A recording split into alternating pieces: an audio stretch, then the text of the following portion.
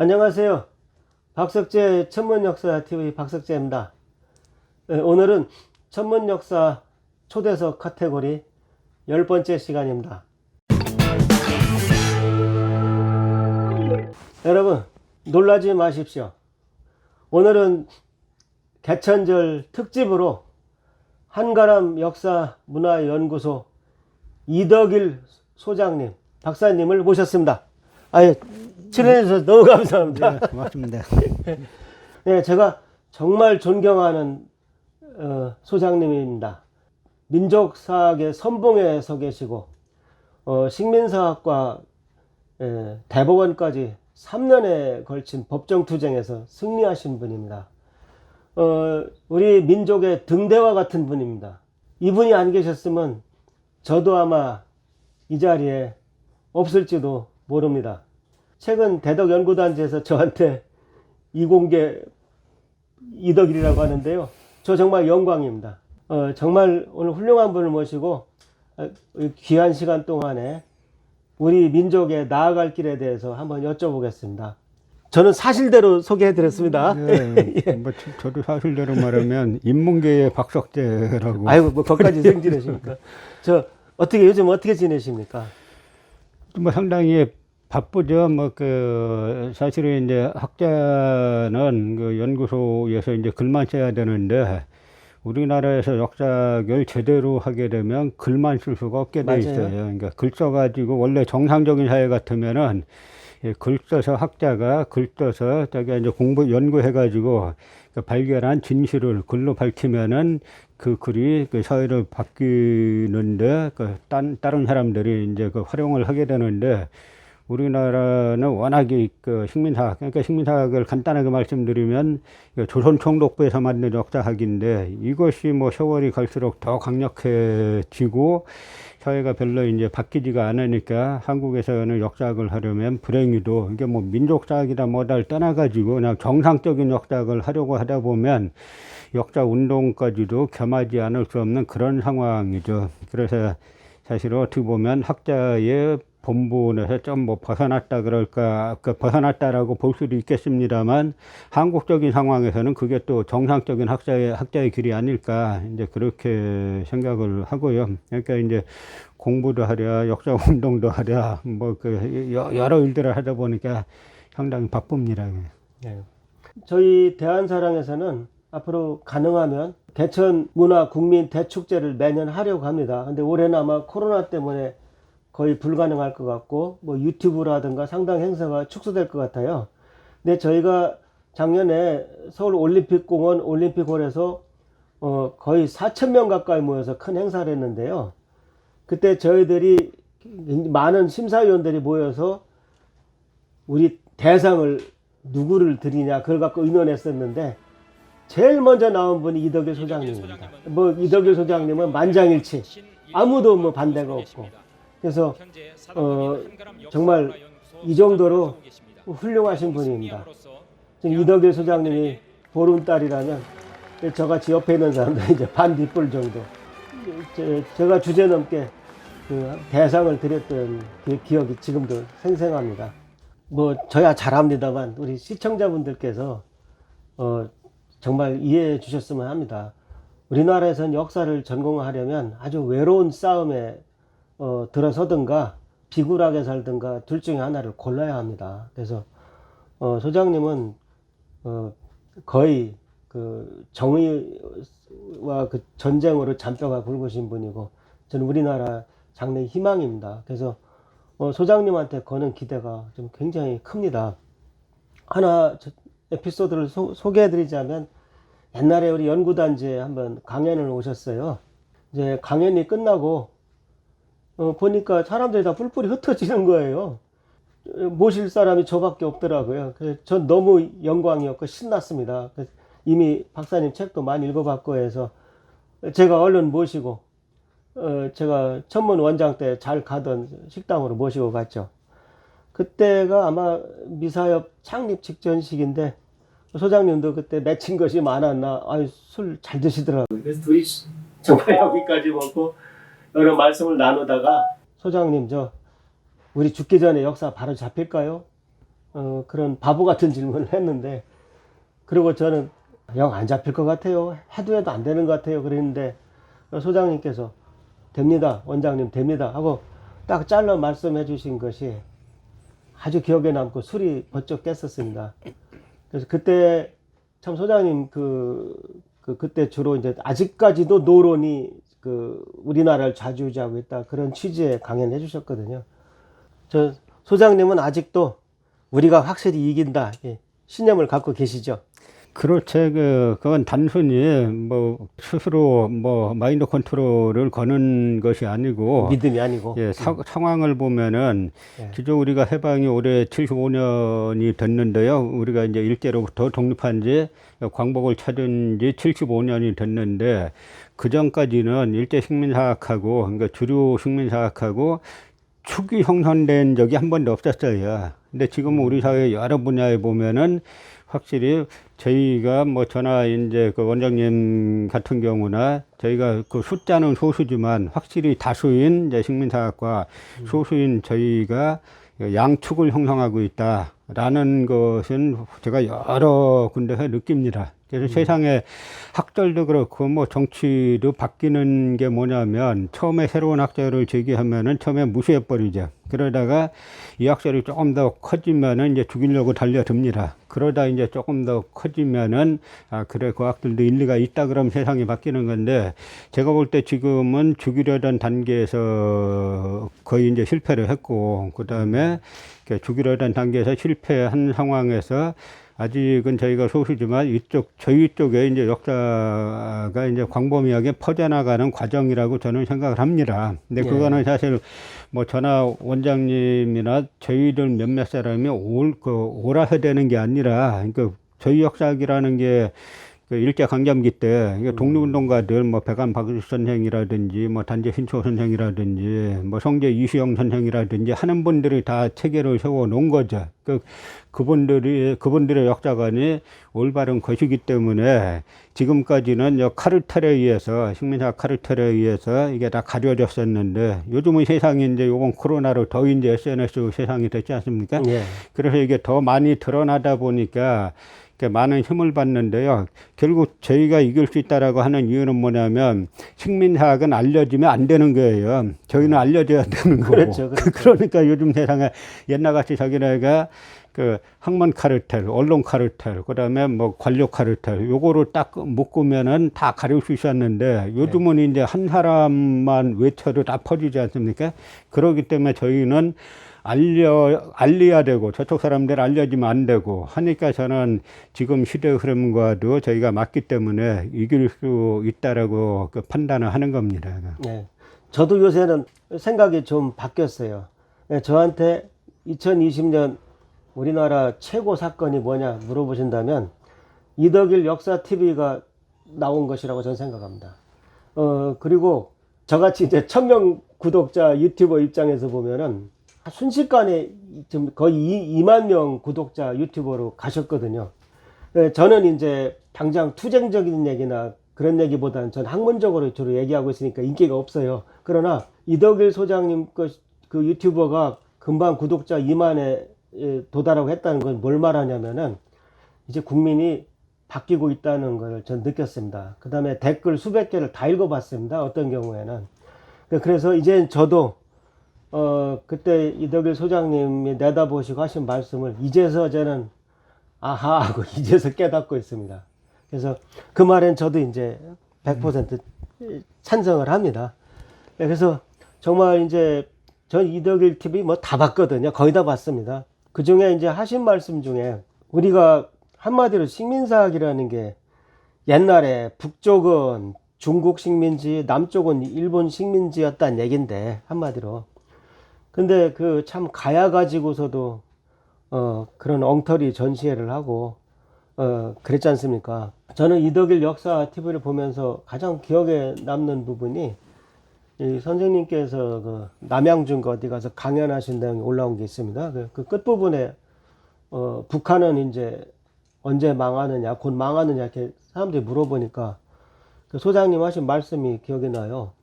북한의 경우는 낙랑군 평양설도 일찌감치 다 쓰레기통에 집어넣고 임나 일본설은 그 말도 안 되는 거고 북한에서 쓴 논문이 오히려 일본 본토에 혼슈에 있던 분국들 그때 그 얘기다.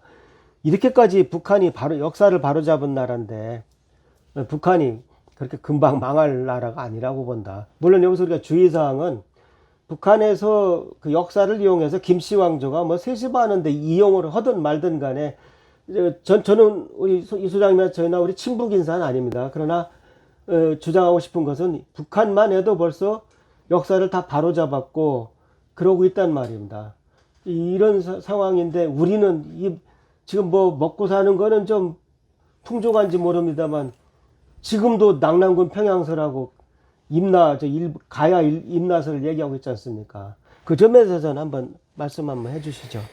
그 우리가 이제 불행한 게 광복과 동시에 이제 분단이 됐지 않습니까? 그래서 네. 서로 각자 이제 다른 체제가 들어섰습니다. 네. 그런데 저도 이제 늦게야 북한 역사학을 좀 공부를 하게 됐는데, 네. 그 북한 역사학을 공부하다 보니까 특히 이제 고대사 체계죠. 그러니까 이 일제 식민사관이 대부분 다 고대사 갖고 한 거예요. 왜냐하면 뭐 근현대라는 것은 다 경험한 시대이기 때문에 그건 다 자기가 그 경험에 의해서 어떤 관점을 다 가지고 있는 거기 때문에 그 부분은 뭐 흔들어봐야 잘 흔들리지 않고 원 뿌리, 이 원 민족의 뿌리 자체를 흔들기 위해서 이제 고대사에 이제 그 총독부가 집중을 했는데, 제가 그 북한에서는 이제 분단 초기에 당시 이제 북조선 임신민위원회 이제 그 위원장 김일성인데요. 김 위원장이 남한에 일찍이 파견원을 보내요. 파견원을 보내서 주요한 역사학자들 갖다 월북하라 그럽니다. 왜냐하면 그 당시에 북한에서 곧 김일성 대학을 만드는데 와서 교수하라는 거죠. 근데 그 당시 미군정 때 상당히 혼란스러웠기 때문에 많은 학자들이 이제 월북을 했죠. 그래서 이 학자들 중심으로 역사학이 만들어지는데, 제가 1949년도에 그 당시 역사 제문제라는 북한의 학술 잡지가 있는데, 여기에 그 임꺽정 전을 이제 벽초 홍명희 선생의 아들 홍기문 씨가 리두 학자입니다. 네. 리두 학자인데 이분이 1949년에 그런 글을 써요. 일제 오용학설에 관한 글을 쓰는데, 그게 뭐냐면 일본인들이 우리나라를 점령하고 나서 갑자기 역사에 대해 관심이 많아졌다. 그러면서 몇 가지를 막 했다는 거예요. 그 중에 첫째가 바로 낙랑군이 평양에 있었다는 낙랑군 평양설이고, 둘째가 가야가 임나라는 임날본부설이다. 그런 글을 1949년에 쓴 거 보고 제가 상당히 놀랐죠. 그런데 이제 북한에서도 이 문제가 정리가 쉽게 안 됐어요. 예. 그래서 북한에서는 1958년도에 리지린이라는 학자를 북경으로 유학 보내가지고, 당대 중국에서는 이제 고일강이라는 고사변 학파의 가장 대표적인 학자가 있는데, 이 고일강을 지도교수로 고조선사를 연구하게 합니다. 그런데 중국 학자들은 막판에 가면 전부 다 그 중화사관으로 다 갑니다. 그래서 고일강도 이 고사변 학파라는 게 뭐냐면 중국 고대사를 의심한다, 이런 학파인데, 그래서 중국 고대사는 유학자들을 많이 조작했다라고 발표해갖고 중국 당시 1920년대에서 1940년대 사이에 아주 이제 중국 사회에 상당한 이제 센세이션을 일으켰던 그런 학파인데, 낙랑군의 위치가 어디냐 하니까 이건 또 이 고일강도 평양이라는 거죠. 그 중화사관에서 벗어나지 못한 거죠. 그러니까 그러한 고일강을 상대로 방대한, 전 리지린의 이제 고조선 연구를 보고 보면서 놀란 게, 뭐 심지어 시경에 나와 있는 한역편까지 다 인용해서 그 방대한 그 논문을 제출해서 1961년도에 논문이 통과가 되죠. 그래서 그때 1961년도에 평양에서 고조선에 관한 과학 토론회가 열렸을 때 리지린이 참석한다 그러니까 상당히 이제 이목이 집중됐어요. 그때까지 1961년까지는 북한도 고고 학자들은 낙랑군이 평양에 했다라고 주장했습니다. 왜냐하면 이때만 해도 고고 학자들은 일본이 일제가 고고학 유적 유물까지 조작했으리라고 생각을 못하고 있었어요. 중국에서 사다가 풀어놨다면서요. 요즘 하신 그 세키노 타다시 일기가 나와가지고 자기가 북경 유리창에서 한나라 낭낭유물을 사다가 총독부 박물관에 보냈다라고 뒤늦게 나왔습니다만 그 당시만 해도 설마 유적 유물까지 조작했을까라고 했는데 그래서 류지린이 1961년도에 박사학위 논문을 발표하면서 그 고고학자들도 그 류지린의 이제 고조선 연구에 보면은 뒷부분에 중국의 이제 고고학 중국 특히 이제 뭐 요령성뿐만 아니라 뭐 하북성 이런 데서 나온 고고학 자료까지 다 그 첨부를 했죠. 그래서 번역하신 책 잘 봤습니다. 그래서 제가 이 책을 번역해야 되겠다라고 해서 이제 2018년인가 번역을 했는데 그래서 그 책이 나오면서 그 북한 학계는 1961년에 한사군 북한설, 한반도설, 낭랑군 평양설이 공식적으로 다 폐기가 되고 그 한사군 그 요동설, 낭랑군 요동설로 정리가 됐습니다. 1961년도에. 그러니까 북한에서 이미 60년 전에 정리한 게 남한학계는 뭐 잘 아시는 것처럼 아직까지도 그 얼마 전에 그 무서운 아이들 나와가지고 낭랑군이 평양에 있다는 거 뭐 제대로 된 학자는 다 동의한다 이런 헛소리 하고 있지 않습니까? 그러니까 우리가 북한이 경제적으로 상당히 어렵잖아요.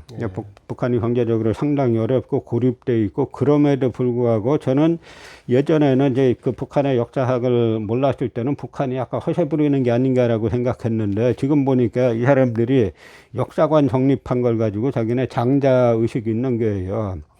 또 하나는 이제 임나일본부설. 임나일본부설은 남한 강단사학자들은 매일 말하는 게 임나일본부설 극복했다. 맨날 서론은 그래요. 근데 막상 본론 들어가 보면 다 임나일본부설, 임나는 가야다라고 떠르거든요. 근데 북한은 1963년도에 대구 출신의 이제 김석형이라는 학자가 또 월북을 했는데 그 김석형이 1963년도에 삼국의 일본 열도 분국설이라는 논문을 발표했는데 이 논문을 갖다가 이 광교토대왕 비문이 조작됐다라고 했던 유진희 교수라고 제1사학자 있지 않습니까? 그 유진희 그 교수가 일본어로 번역시켜가지고 1964년에 일본 학계 학술지에 발표를 했어요. 그랬더니 일본 학계가 초토화됐었어요, 사실은. 그 핵심은 뭐냐면 임나는 가야가 아니라 남한 강단사학자들은 총론에서는 그 임나일본부를 극복했다. 그래놓고 나서는 강론 들어가면 다 임나는 가야라는 거예요. 임나가 가야라고 주장한 최초의 조직이 일본군 참모본부입니다. 근데 그 김석형의 주장은 뭐냐면 핵심은 임나는 가야가 아니라 가야계가 일본 열도에 진출해서 세운 소국 분국이다라는 이야기입니다. 물론 이제 공부하셨다니까 그 소국의 위치, 일본 열도 내 위치가 어디냐에 대해서는 뭐 대마도로 보는 분들이 있고 큐슈로 보는 분들이 있고 북한학계는 주로 이제 오카야마 강산현으로 봅니다만 어쨌든 정확한 위치가 어딘가는 둘째치고 북한학계에서는 1963년도에 이 부분도 다 정리를 했는데 남한학계는 아직까지도 임나 가야서를 주창하고 있으니까 북한이 비록 경제적으로 어렵고 할지라도 남한 경제적으로는 상당히 한국 사실 부자 나라예요. 그럼에도 불구하고 북한 학자들도 그렇고 북한의 보통 이제 그 국민들도 남한 사회를 대안으로 잘 생각하지 않는 겁니다. 그래서 저는 남북 통일이 되려면 나중에 그 근현대사 부분은 지금 같이 가기가 그 뭐 상당히 어렵다는 건 서로가 양쪽이 다 아는데 그 근현대 이전까지는 우리가 같이 역사 인식을 공유할 수 있는 부분이 상당히 이제 많다라고 생각하죠. 우리 소장님 유튜브를 보면서 과학자로서 이렇게 몇 개 체크할 포인트가 있다는 인상을 좀 받았어요. 예를 들면 다 알지만 옛날 그 임나는 북쪽에 이제 바다가 있었다. 뭐 이렇게 쭉 학설이 있잖아요. 근데 이제 대마도야 확실하게 북쪽이 바다지만은 그 북한에서 얘기하는 그 오카야마나 이런 데는 땅이 저 바다에다가 솟아올라야 그게 만족이 되거나 뭐 그런 경우가 있더라고요. 근데 이제 땅이 올라갔다 내려갔다 하려면 이게 꽤 오래 걸려요. 그래서 그게 짧은 시간 안에 그러니까 몇천 년에는 그 바다가 육지로 변하거나 이런 일이 불가능하거든요. 그러니까 한 10,000년 정도 돼야 황해가 뭐 육지어거나 이렇게 되는 거예요. 그래서 저는 이렇게 쭉 읽어보면서 나름대로는 저는 대마도에 한 표를 던졌어요. 그 대마도를 그 지지하는 분들이 많이 계시죠. 특히 이제 그 한국의 그 민족사학자들 다수는 아마 90% 이상은 다 이제 대마도를 지지하고 계신데, 근데 이제 제가 오카야마를 답사 갔을 때 똑같은 생각을 했어요. 그런데 제가 오카야마 20대에서 나온 지도, 옛날 지도가 하나 있더라고요. 그 지도를 보니까 바닷물이 들어와 있는 거예요. 그래서, 그게 이렇게 원래 그 우리 큰 덩어리는 그 만년 전에 가야 맞는데 그쪽은 다 해안가기 때문에 그 달라질 수가 있다는 겁니다. 그래서 저는 아직까지 근데 저는 뭐 그 오카야마가 맞다, 대마도가 맞다, 뭐 큐슈가 맞다. 전 아직까지 특정하고 있진 않아요. 단지 이제 다들 보면은 일리가 있고, 전 하나 대마도 설의 문제점은 뭐냐면 그 일본 호기 숭신조에 나오는 걸 보면은 그 위치는 대마도가 맞는데 그 위치상으로 봐서는 그 대마도 같이 작은 지역에서 벌어진 사건을 그렇게 중요하게 썼을까?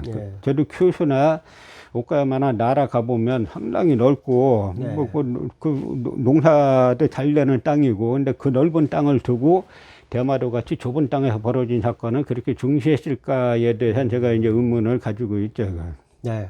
대체로 이제 환단고기를 공부한 사람들이 대마도 얘기를 주로 하는데, 사람들이 엉터리라고 말하는 환단고기에서 대마도를 언급하고 있는데, 아예 일본 본토로 들어가면 이건 속된 말로 환단고기보다 더 센 거네요. 근데 제가 이제 신한대 이제 대학원에서 가르치고 있지 않습니까? 근데 이제 요번에 이제 그 논문 학기가 됐는데, 지난 학기에 논문 예비 심사를 했죠. 근데 이제 한 대학원 그 생에 그 연세가 좀 있는 분인데요. 이제 이분이 그 바로 이제 그 임나 부분을 이야기하니까 바로 이제 환단국 이야기가 나왔어요. 그러니까 이제 그 제가 그러니까 일부러 그 이제 논문 심사위원으로 모신 분 중에 한 분이 이제 환단국이를 상당히 긍정적으로 보는 분을 모셨는데, 왜냐하면 저는 다양한 그 시각으로 이제 봐야 되니까.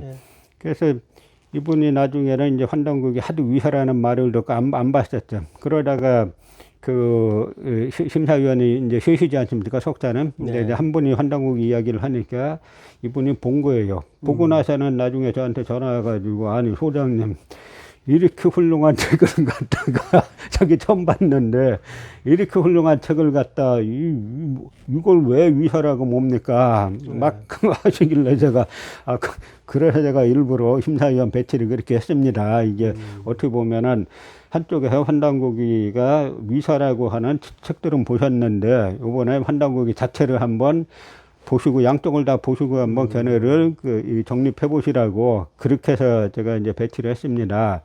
라고 말한 적이 있고요. 최근에는 또 역사학자 뭐 동국대 교수였던 이기동 교수 말고, 그다음에 성균관대에 말하자면 유학자죠. 그 대학원장도 하고 한 그분인데, 그분이 이제 한다고 또 역주본을 냈다 그래서 제가 이제 봤는데, 그 환단국이 역주본 그 처음에 서문에 그분이 이제 이기동 교수가 뭐라고 쓰셨냐면, 저는 참회하는 마음으로 이 글을 씁니다.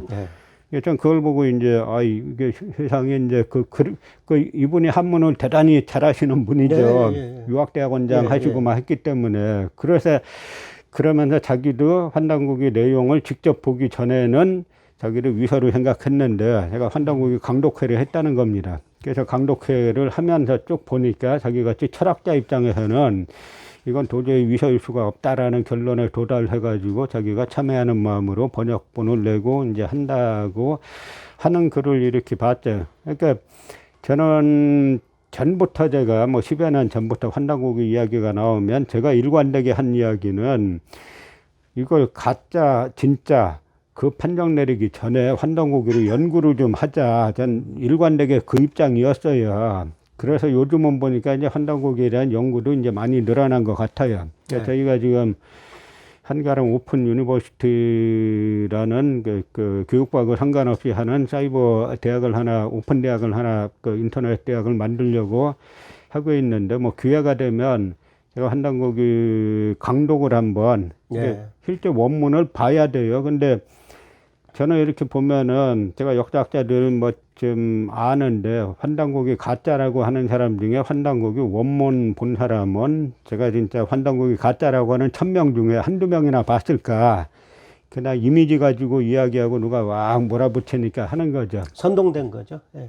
그러니까 이제 환단곡은 우리가 그 용어 자체도 사실 어떻게 보면 뭐 그 계연후 그 환단곡을 묶었다는 계연후 선생이나 뭐 그걸 나중에 이제 필사했다는 유일입 선생이나 이제 이런 분들의 공이 상당히 큰데 제가 어떻게 보면은 그런 생각이 좀 들어요. 이제 북한 학계는 어떻게 보나 이걸 찾아봤더니 북한 학계에는 이제 환단곡이라는 용어는 안 씁니다. 안 쓰는데 태백일사에 의하면 뭐 단군세기에 의하면 이렇게 하고 다 인용을 해요. 각권으로 인용하는군요. 예. 그래서 저도 어떻게 보면 그게 학자로서는 그게 더 맞는 방법이 아닌가. 왜냐하면 그 삼성기를 그 하나를 볼지 뭐 그 상하를 볼지에 따라서 그 4권이 될 수도 있고 5권이 될 수도 있지 않습니까? 예. 근데 각계가 사실은 다 저자가 다르고 다 다른 책들이잖아요. 예. 그걸 갖다 계연수 선생이 묶어서 이름을 진 것뿐이죠. 예, 예. 이름을 진 건데 이제 그걸 갖다 이제 묶여 있으니까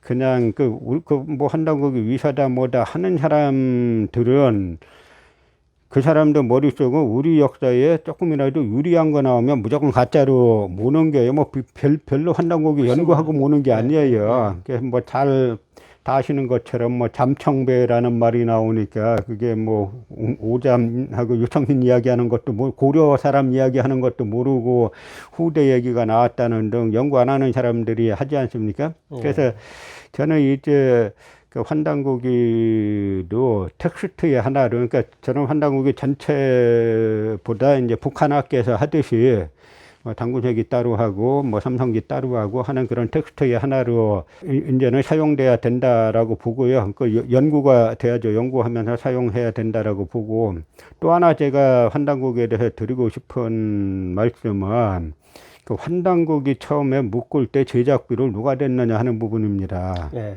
그 제작비를 그 봉오동 그 승첩의 영웅인 홍범도 장군하고 오동진 장군이 됐어요. 이 사람들이 예. 오동진 장군은 잘 모르는데 이 오동진 장군에 대해서는 우당 유해영 선생의 아드님인 이규창 선생이 나중에 감옥에 있을 때 같이 만났어요. 근데 이분이 보니까 어느 날 그 일제교도소 소장에게 형무소장에게 어떤 요구사항을 제시했는데 안 들어주니까 오늘부터 단식한다 라고 하더니 50일을 단식하더라는 게요. 예. 그래서 일본인들도 기미사마 신이라 그랬다라고 하는 분인데 이분이 홍범도 장군 못지않은 사실 장군이고 무장입니다. 그 이분들이 독립운동하면서 무슨 돈이 있었겠어요. 예. 그 이 책을 원고를 가져오니까 그 원고 이렇게 보고 이 책 꼭 내야 될 책이네 하고 그래서 없는 돈 꾸려가지고 그 출판비를 댄 거 아닙니까? 그러니까 지금 우리가 그분들 덕분에 우리나라가 독립이 되고 이만큼 이제 해방 이후에 그 경제적인 근대화, 그다음에 정치적인 민주화를 다 이룬 이런 나라가 됐는데 이런 나라를 이루는데 그분들이 없었으면 안 되는 거잖아요. 다 순국선열들 아닙니까? 예. 이 두 순국선열이 출판비를 댔다는 사실 하나만 가지고도 이 책을 갖다 뭐 위선에 뭐네 하는 사람들의 국적을 사실 의심해 봐야 돼요. 그 오동진 장군은 저 배달의숙 창립자기도 하지 않습니까? 근데 제가 우리 아주 이 소장님이 시원하게 써내려간 우리나라 국사책 한국통사를 요즘 열심히 공부하고 있습니다. 여기서 지금 7000년 역사를 얘기하고 계신데 사실 앞에 환국을 빼면 거의 환단고기하고 내용이 거의 배달부터 따진 환단고기 내용하고 거의 일치합니다. 그래서 좀 더 객관적인 관점에서 신중하게 쓰셨는데 여기에 우리 올바른 역사가 다 들어가 있습니다. 그래서 그 다음에 저도 환국은 우리나라만의 역사라고 생각하지 않습니다. 전 세계가 그냥 공유한 하나의 상징적인 나라지. 옛날에 무슨 2만리, 5만리 어떻게 잽니까? 그건 그냥 어떤 시골 분들이 어디 굉장히 멀어요 하는 거 똑같은 거지. 그런 거를 가지고 글자를 가지고 자꾸 시비 붙고 흔히 환단고기를 얘기하면 아니 뭐 우리 민족이 뭐 러시아만한 나라 만들어서 다 해먹었다는 그 판타지 이렇게 얘기들 합니다. 학자들이 바보입니까? 이제 그렇게 믿어서는 안 되고요. 그냥 한국은 우리 역사가 아니라 보더라도 정말 대한민국 국민은 모두 읽으셔야 됩니다. 집집마다 이 책 다 있어야 됩니다. 그래서 이제는 좀 우리가 올바른 역사를 꼭 공부해서 더 이상 우리가 언제 부모님을 갖다가 묻었습니까? 무슨 고려장이 있어요. 근데 후손들은 역사를 제대로 공부 안 하니까 뭐 현대판 고려장에는 이런 말을 쓰고 있습니다. 그 다음에 일본을 이기려면은 일제를 안 사고 일본에 안 가는 게 일본을 이기는 길은 전 아니라고 생각합니다. 일본이 바꿔놓은 우리 역사를 바로잡는 것이 그게 우리 국민이 해야 될 일이라고 생각합니다. 우선 그것부터 해야 된다는 거죠. 뭐 일제를 사라 그런 뜻이 아니라 그런 것이 더 중요하다고 저는 생각을 합니다. 저는 이런 생각을 하고 있어요. 정치, 경제, 심지어 과학까지 역사를 바로 아는 사람들이 하면 훨씬 더 다 발전할 수 있다고 생각합니다. 그 점에 대해서는 어떻게 생각하세요? 그렇죠. 역사를 아는 정치인이나 역사를 아는 그 관료들은 절대 그 무엇보다도 나쁜 짓을 못해요. 그러니까 부패하지가 않습니다. 예. 근데 지금 보면 우리나라의 이제 가장 큰 문제가 제가 요즘 그 이쪽 활동하면서 공부를 쭉 해보니까 제가 요즘 가장 큰 문제로 느끼는 게 뭐냐면 식민사학자들이 역사의 삼행화, 그러니까 이제 문맹은 다 없어졌는데 역사에 대해서 다 전 국민이 무식하게 만들어 놨어요. 그러니까 자기네가 만든 식민사학 아니면은 실제 우리 역사를 접하지 못하게 만들었는데 그러다 보니까 역사의 삼행화가 정치가들, 그 다음에 고위 관료들에게까지 광범위하게 퍼져갖고 역사에 너무 무식해요, 이 사람들이. 예. 그러니까 예전에 예를 들어서 뭐 백범 김구 선생이라든지 뭐 하는 그러니까 예를 들어서 이제 백범 김구 선생이 주도했던 그 임시정부 내의 한독당, 그 이전엔 그 한독당이 이제 국민당이었는데요. 거기에서 나온 그 한민이라는 잡지가 있어요. 그 예. 잡지 보면은 그게 1940년대 그 망명지에서 만드는 잡지인데 그 잡지에 고려사 이야기 많이 써놨어요. 그 똑같은 내용들이에요. 그러니까 제가 이런 생각을 합니다. 만약 해방 이후에 그 한독당 이쪽 분들이 집권을 했다면은, 이쪽 분들이 집권했다면, 우리가 지금 주장하는 것이 당연히 학교에서, 그 유치원에서부터 가르치는 역사가 됐고, 지금 우리가 배우는 역사라는 것은 다 일본 패망과 함께 일본으로 쫓겨가야 갔을 역사인데, 이게 잘못돼가지고 지금 우리가 총독부 역사는 계속 배우고 있는 거 아닙니까? 그러니까 지금 한국이 가장 시급하게 해야 될 일은 올바른 역사관을 광범위하게 그 국민들이 인식할 수 있게. 그래서 대통령이 되는 사람이든, 그 다음에 국회의원 하려고 하는 사람이든, 장관 하려고 하는 사람이든, 이 역사를 모르는 사람은 감히 명함을 못 내밀게 그런 사회를 만들면 한국이 저절로 다 잘 됩니다. 그러니까 이 한일 관계도 그래요. 얼마 전에 이제 일본에서 어떤 그 재단하시는 분이 찾아오셨는데 처음에 저를 오셔가지고는 처음엔 이제 찾아오실 때 걱정을 많이 했다는 거예요. 자기가 밖에서 보고 말 들어보니까 이덕일 소장이라는 사람은 이 진보 민족주의 역사학자로 봐가지고 아주 반일 뭐 이거만 외칠 줄 알았더니 와서 보니까 그렇게 좁은 분이 아니네 해가지고 아니 일본이 다 우리 쪽에 건너간 분들이 다 한 건데 저는 개인적으로 우리나라 해외 이주 사상 가장 성공한 집안이 일본 천황가라고 본다.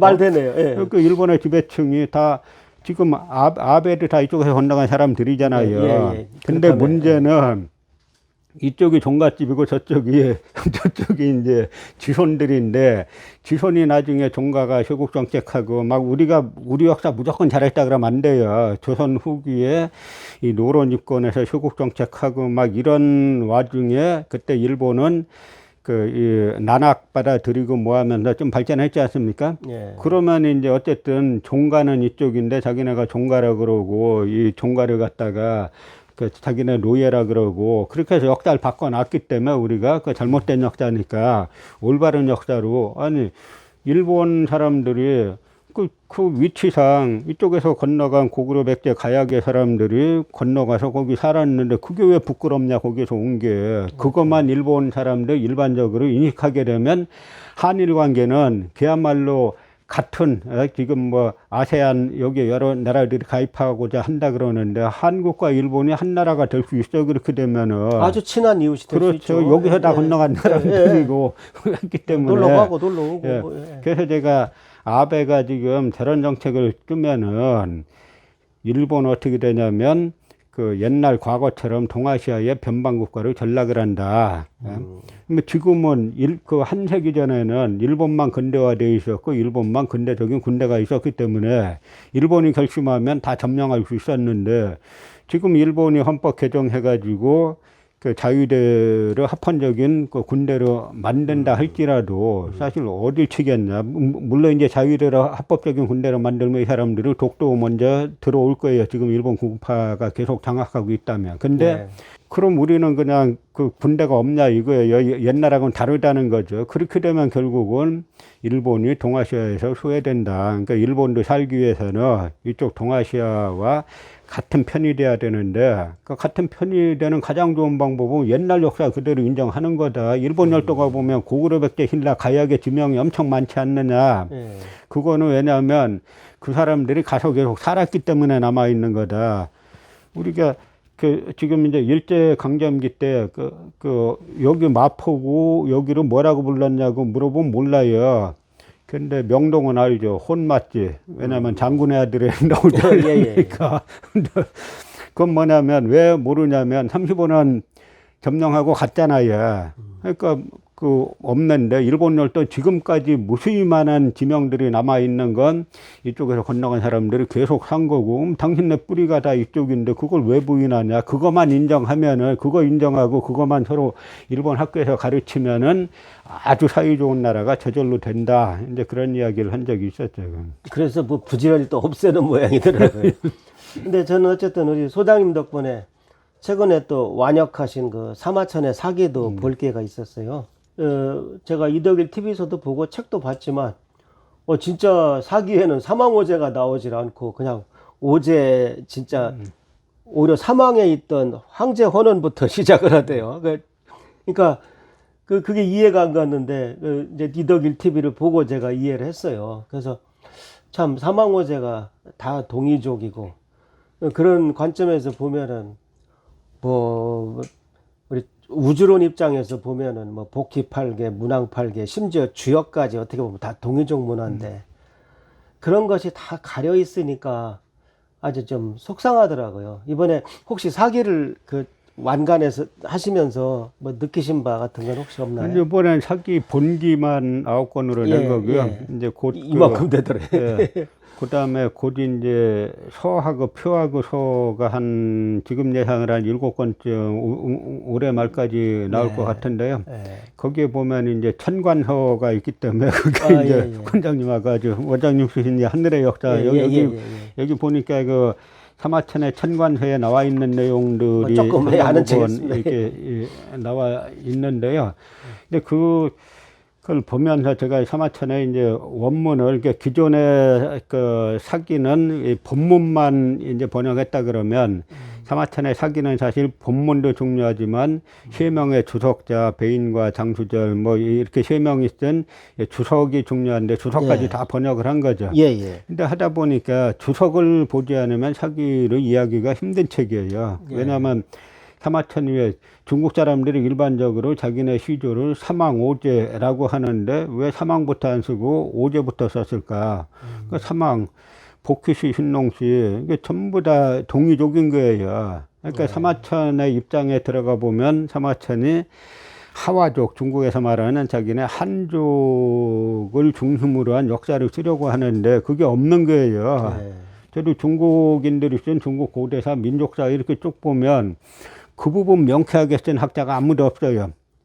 저희는 우리 민족의 시원 하면은 이제 뭐 단군 이야기 하다가 요즘 홍산문화까지 이렇게 이야기하지 않습니까? 예, 그 예. 클리어한데 예. 중국은 지금 제가 산동성 남부에 가보면 임기시라고 있는데 임기시에 지금 가보니까 동유문화 박물관을 세워놨어요. 예, 그랬다며요. 예, 이게 다 예. 복휘부터 다 동족이라고 자기네들도 인정합니다. 예. 근데 이건 어떻게 보면 한편에서는 중국인들이 자기네 그 고대를 동유족이 주도했다라는 것을 인정한다는 점에서는 긍정적이지만 또 다른 편에서 보면은 동유족 역사를 가져가겠다라고 하는 거거든요.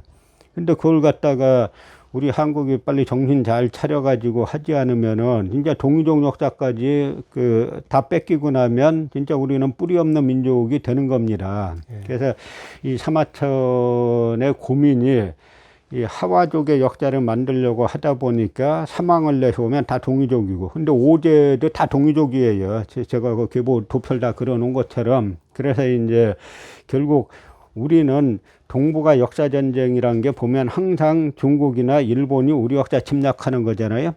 그 침략하는 이유는 다 영토를 먹기 위해서 하는 건데, 우리는 역사 침략할 필요가 없어요. 사료에 나와 있는 대로만 하면은 예. 중국사도 다 동유족사가 되고, 그 다음에 뭐 일본은 나 이쪽에서 건너간 역사가 되고 하기 때문에 가장 중요한 거는 우리만 바로 중심이 서 있으면은 한국은 이제 전 세계적으로 대단히 이제 그 좋은 나라가 될 수 있고요.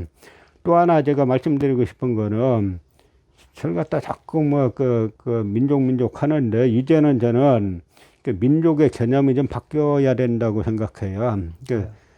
혈통만 가지고 민족을 분류하는 시대는 이제 지났다라고 생각합니다. 네, 저도 그렇습니다. 예. 요즘 같은 세계화 시대에 예. 외국 사람들이 한국 와서 살고 싶어 하면은 다 같은 민족이 돼야 되는 겁니다. 네. 그래서 이게 열린 이제 민족주의로 나가서 그 모든 다른 인종이나 다른 이제 한국 와서 한국인이 그 되고자 하는 사람들은 전부 다 이제 우리 민족의 일원으로 받아들이는 그런 개방적 민족주의로 나가야 된다고 생각합니다. 제가 이제 대한사랑 일을 하다 보니까 이제 K자 붙는 뭐 K-팝 뭐 이런 일에 이제 관심이 많습니다. 근데 외국 사람들이 단순히 K-팝이 좋아서 대한민국에 관심을 갖게 되고, 그래서 우리말을 배우게 되고 한국에 대해서 공부를 한단 말입니다. 그래서 결국 역사에 도달하게 되면 북쪽은 중국 식민지, 남쪽은 일본 식민지라는 역사를 배우게 되는 겁니다. 그러면서 실망을 하는 것이죠. 그런 거를 보면 우리가 빨리 K 히스토리라는 걸 만들어서, 이게 K 히스토리죠. 이 K 히스토리 교과서입니다, 이거. 그러니까 정말 뭐 그냥 사실대로만 가르치면 되는 건데, 그걸 그렇게 거짓말을 하고 그러거든요. 그래서 우리가 말씀하신 세계화로 가면서 뭐 K-팝도 중요하고 다 중요하지만 저는 K 히스토리가 더 중요하다고 생각합니다. 아주 중요한 말씀이시고요. 예. 제가 요즘 이렇게 보면은 오히려 해외에 계신 교포분들 사이에서 K 히스토리가 일어나고 있는 것 같아요. 예. 제가 요즘 뭐 경험한 분은 아까 일본 왔다는 그분도 그렇고, 그다음 뉴욕 쪽에 계신 교포들도 그렇고, 네. 뭐 이제 LA 쪽도 그렇고, 뭐 여러 쪽 교포들이 이게 역사 이게 좀 바꿔야 되지 않느냐라고 하고 자기 자신들도 이제 운동을 좀 하겠다라고 하시기 때문에 오히려 K 스토리가, 우리는 지금 여기서 음악은 K-팝은 여기서 밖으로 나갔지만 어떻게 보면 밖에 계신 교포분들이기 때문에 국내에 이권이 없잖아요. 이 식민사학이 아직까지 살아남고 아직까지 힘쓰는 건 다 이권으로 얽혀 있는 거거든요. 이권이 없는 분들의 입장에서 보니까 이게 맞는 겁니다. 그래서 아주 이제 좋은 제안을 해 주셨는데요. K 히스토리, 그 용어는 제가 생각 못 했는데. 아주 대한사랑의 모토 중에 하나입니다. 그러니까 K 히스토리를 좀 이제 우리가 저 책은 너무 좀 두껍고 좀 이제 다이제스트를 좀 요약해가지고 해외에다가도 좀 뿌리고 하는 뭐 그런 운동도 해볼 필요가 있겠네요.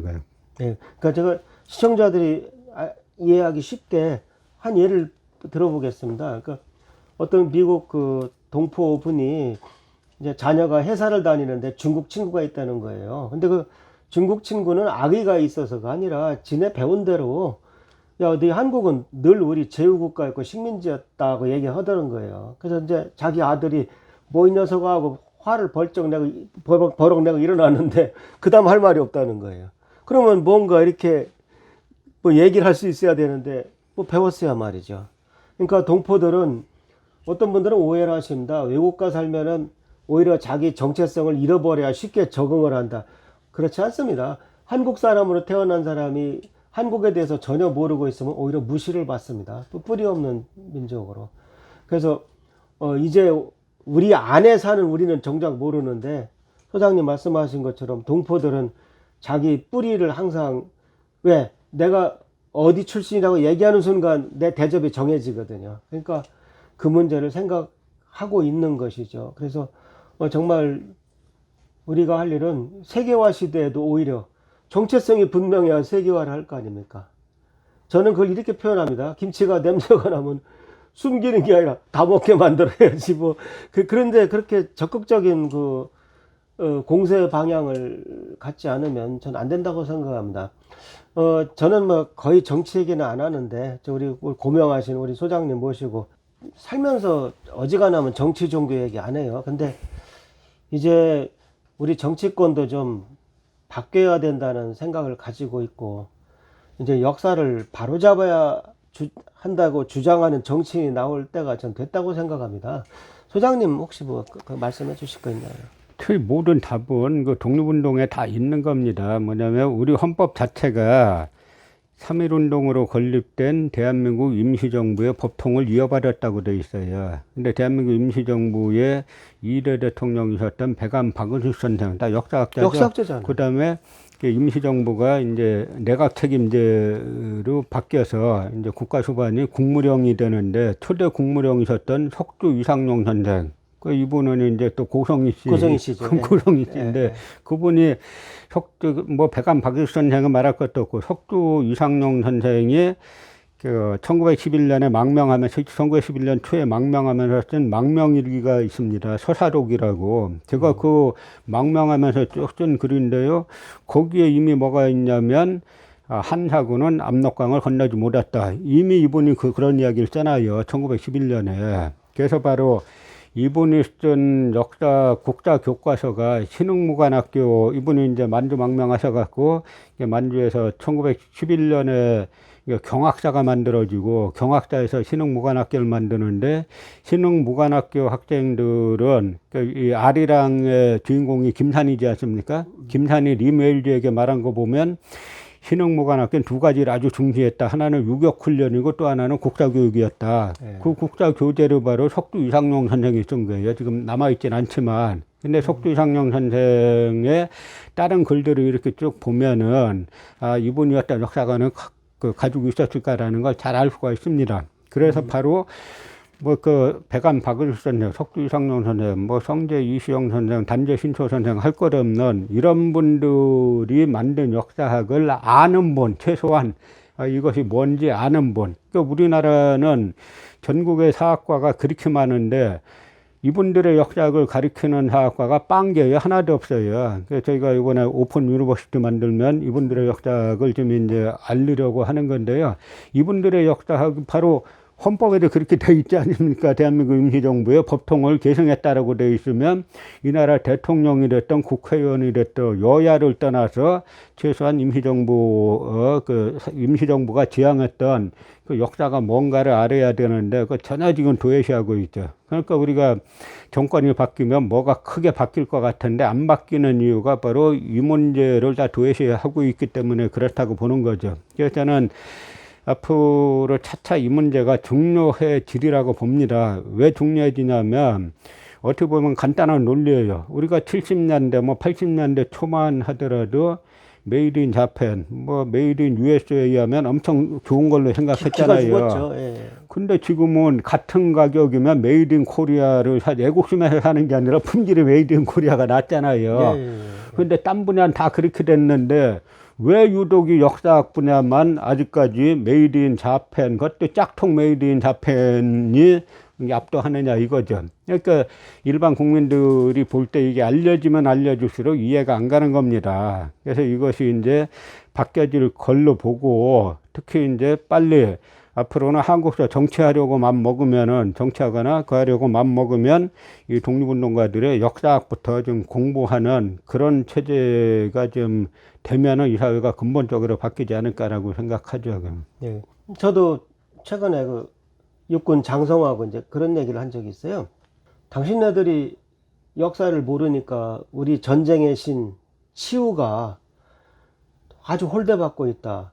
영화 명량을 봐도 이순신 장군도 치우에게 죄를 지내고 전쟁을 나가는데 우리 대한민국 합참 같은 가장 상급 부대를 치우 부대라고 불러야 옳다. 내 생각에는 우리 전쟁의 신인데. 근데 당신들이 역사를 똑바로 모르니까 그러니까 사마천의 사기 주석의 최초의 천자다 이렇게 나올 정도로 그 훌륭한 우리 조상을 모르니까 치유부대라는 이름이 나오지 않는 거다. 괜히 이거 이름 잘못 졌다가 망신당하는 거 아니야? 역사를 모르니까 못하는 겁니다. 그래서 바로 저는 그런 예를 든 적이 있어요. 그러니까 아이 치유 중국 도깨비 아닙니까? 뭐 이런 얘기 나오더라고요. 그래서 그럼 우리 붉은 악마는 중국 응원단입니까? 그러니까 당시 붉은 악마를 만든 분들은 역사를 아는 분들이었어요. 제가 봤을 때. 예. 그러니까 이런 식으로 명품은 그 정치, 경제, 사회 모든 명품 자체가 역사 없이는 전 나올 수 없다고 생각합니다. 그렇죠. 예. 그래서 예, 아이고 저 소장님이랑 이 얘기를 하니까 속이 다 시원합니다. 최근 뭐 추진하고 있거나 앞으로 좀 하실 일 같은 포부 같은 것 좀 정리해 주시죠. 뭐 기존에 하던 것들은 계속 하시고 식민사 뭐 극복하고 우리 역사 바로 세우는 작업은 계속 하고요. 아까 뭐 유니버시티인가 그건 예, 뭡니까? 그다음에 이제 한가람 오픈 유니버시티라고 우리가 이제 우리 역사학을 사실 이제 대학에서 가르쳐야 되는데 그러니까 지금 안 가르치고 있잖아요. 그래서 예. 이제 역사 학부를 주축으로 이제 일종의 이제 온라인 대학인데 교육과학은 상관없이 우리 한가람 연구소에 뭐 직간접적으로 관련 있는 이제 학자들을 중심으로 이제 역사를 중심으로 그 일종의 이게 하나의 새로운 대학을 만드는 겁니다. 우리나라가 원래 해방 직후에 독립운동가들을 다 귀국하셨잖아요. 귀국하면서 이분들이 이제는 교육국이다 그랬어요. 그러니까 일본 어쨌든 쫓겨갔으니까 분단은 됐지만 이제는 교육국이다. 교육으로 다시 살려야 된다. 그래서 사실은 대종교 쪽 인사들이 만든 게 홍익대학이고, 그 다음에 신흥무관학교, 신흥무관학교 그 전신이 지금 경희대 전신이 이 학교였잖아요. 여기 이수영 선생이었고, 그다음에 나라국자 들어가는 대학들은 전부 다 독립운동가들이 세운 건데 이것이 중간에 다 이렇게 잘못돼 가지고 지금 우리 이제 처음에 독립운동가들이 이 대학을 세울 때 포부로 삼았던 거 반드시 역사 교육이 들어가 있는데 이분들의 역사를 가르치는 대학이 하나도 없잖아요. 근데 지금은 사실 이제 옛날 같이 뭐 대학 하나 하려면 무수히 많은 건물과 이런 게 필요한 게 아니라 요즘은 사실 인터넷 기술이 많이 발달했기 때문에 그런 인터넷 기술을 활용해 가지고 이 독립운동가들의 역사관을 가르치는 그런 오픈 유니버시티를 한가람 오픈 유니버시티를 내년도에는 이제 개교를 하려고 준비를 하고 있습니다. 네. 뭐 혹시 제가 도와드릴 일 있으면 언제든지 연락 주세요. 천문과 역사를 전맥해서 하실 분은 또 한국에 또 이공계 이덕일이 도와드리겠습니다. 이제 원장님 와서 해 주셔야죠. 그 부분은. 전 요즘은 역사 바로잡기에 일조를 하고 있으니까 하루하루가 즐겁고 좀 사람 사는 것 같습니다. 그래서 제가 이제 유튜브라고 하면서 고민하다가 개천절 그냥 넘길 수도 없고 사실은 뭐 음력 개천절이 진짜입니다만 어쨌든 뭐 특집할 거 없나 우리 이덕일 소장님 모셔야 되겠다 하면서 또 안 한다 그러면 어떡하나 한쪽으로 걱정을 했는데 흔쾌히 참석해 주셔서 감사하고요. 제가 영광이 되고. 뭐 말씀을요. 앞으로 하여튼 우리 사나이 오기를 위해서라도 나라 제대로 바꿔놓고 우리 아들, 딸들, 손자, 손녀들이 사는 세상은 완벽하게 나라 역사가 바로잡힌 나라를 꿈꾸면서 오늘 초대석은 여기서 마치도록 하겠습니다. 개천절을 맞이해서 이덕일 소장님을 모시고 말씀을 나누는 가운데 제 결심도 더욱 굳건해졌고 앞으로 어떻게 나가야 할지 방향도 더 분명해진 것 같습니다. 오늘은 이것으로 마치도록 하겠습니다. 고맙습니다. 이쁘게 봐주세요. 고맙습니다. 예.